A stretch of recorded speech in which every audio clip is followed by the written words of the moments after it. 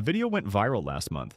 A man in his early 40s is sitting on a porch looking out at a quiet street, drinking coffee. He's calm. He's not angry. Someone off camera asks him, "Don't you ever get lonely?"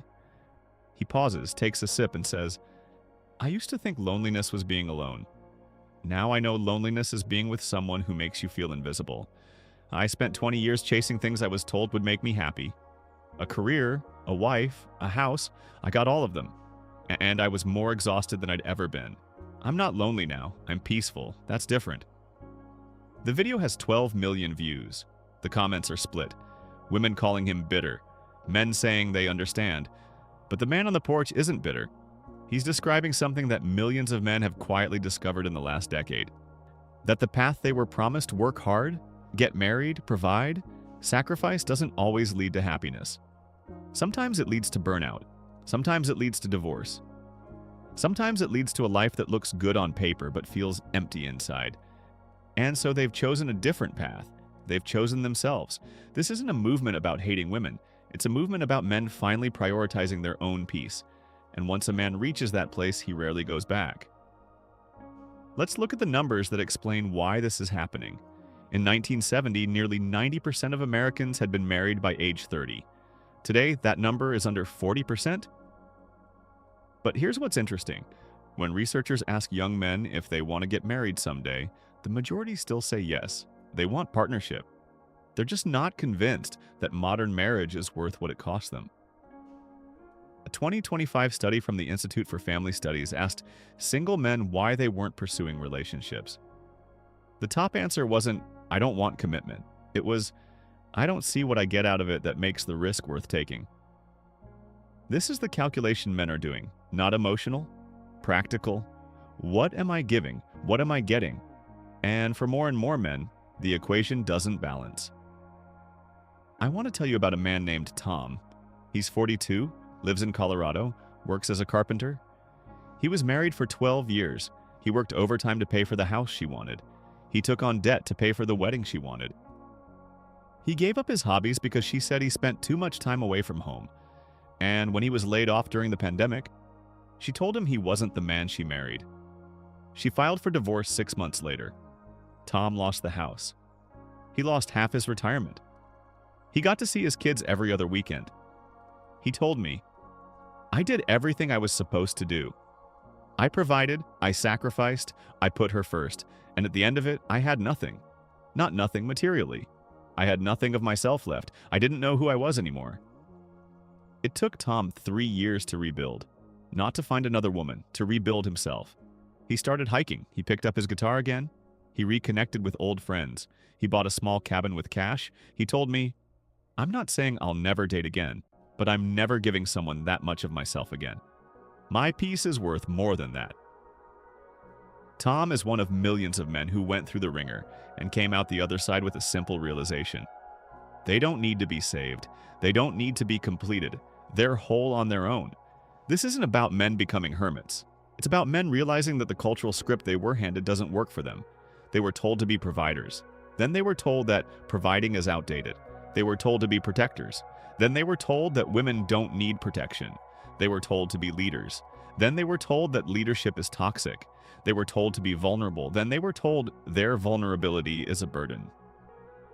After enough cycles of this, men stop listening to what they're told and start listening to what they feel. And what they feel is that they're tired of being told they're not enough. A 2024 study from the American Psychological Association found that men in heterosexual relationships report significantly lower levels of emotional support than women do in the same relationships. Men are expected to be the rock. They're expected to hold it together. And when they do break down, they're often met with confusion or disappointment. So they learn to stop breaking down. They learn to handle things alone. And then they're called emotionally unavailable. This is the paradox that drives men away. The more they try to be what they're told to be, the more they're told they're failing. Eventually, some men decide to stop trying to be what others want and start being what they want. There's a man named Alex in Seattle who I talked to. He's 36, works in tech, makes good money. He's been single for 4 years. Not because he can't find women. He gets matches, he goes on dates. But he has a rule now. He told me, I don't chase. I don't perform. I don't pretend to be someone I'm not. If someone likes me for who I actually am, great. If not, I'm okay alone. I asked him if he ever feels like he's missing out. He laughed. Missing out on what? Missing out on being someone's emotional support system while they treat my needs like an inconvenience? Missing out on spending my weekends doing things I don't enjoy to keep someone else happy? Missing out on walking on eggshells around someone who's never satisfied? No, I'm not missing out. Alex isn't bitter. He's not angry. He's just done with the version of himself that used to chase approval. He's replaced that with a version of himself that approves of himself. This is what going their own way looks like. It's not men living in basements playing video games. It's men building lives they actually want. It's men hiking mountains, starting businesses, learning guitar, traveling solo. It's men finding fulfillment outside the narrow box that society put them in. A 2025 study from the University of Chicago found something that surprised a lot of people. Single men report higher life satisfaction than single women. That was the first year that it ever happened.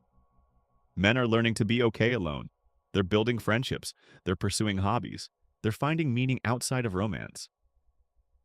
The wedding industry has noticed, in 2019, and it was worth $72 billion. By 2025, it had shrunk to $51 billion. Fewer people are getting married. Those who do are getting married later. The under-30 wedding market has collapsed, and the men who are walking away? They're not suffering. They're thriving.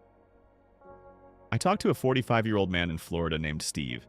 He's never been married. He's been in long-term relationships, but he never pulled the trigger on marriage.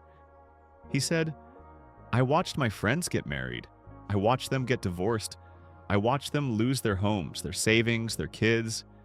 And I thought, why would I sign up for that? Why would I take a 50% risk on something that could destroy everything I've built? Steve owns a small boat.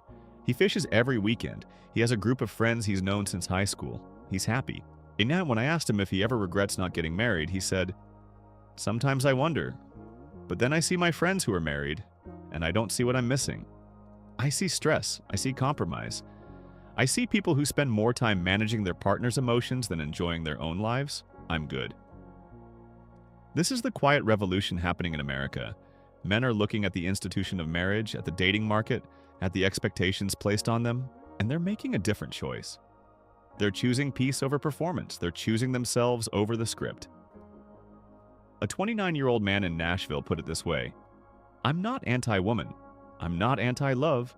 I'm anti-sacrificing my peace for someone who wouldn't do the same for me. I've done that. It didn't work. Now I'm doing something else. I'm living for me.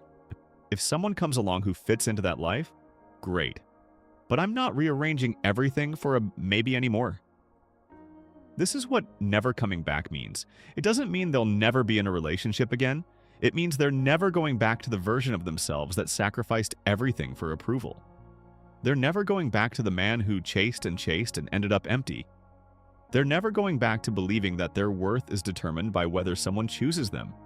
If you're a man watching this and you've chosen your own path, I see you. You're not broken. You're not selfish. You're not bitter. You just realize that you're the only person who's going to put you first, and you decided to do that. If you're a woman watching this and you're wondering why so many men seem to be opting out, now you know. They're not hiding. They're not afraid of commitment. They're just done with a system that asks them to give everything and promises nothing in return. They're done being told they're not enough. They're done chasing a version of themselves that was never theirs to begin with. And until something changes, they're going to stay right where they are, living their lives, building their peace, and not coming back. This is Men Decoded, where we don't blame men, don't shame women, and don't avoid the truth. We decode it.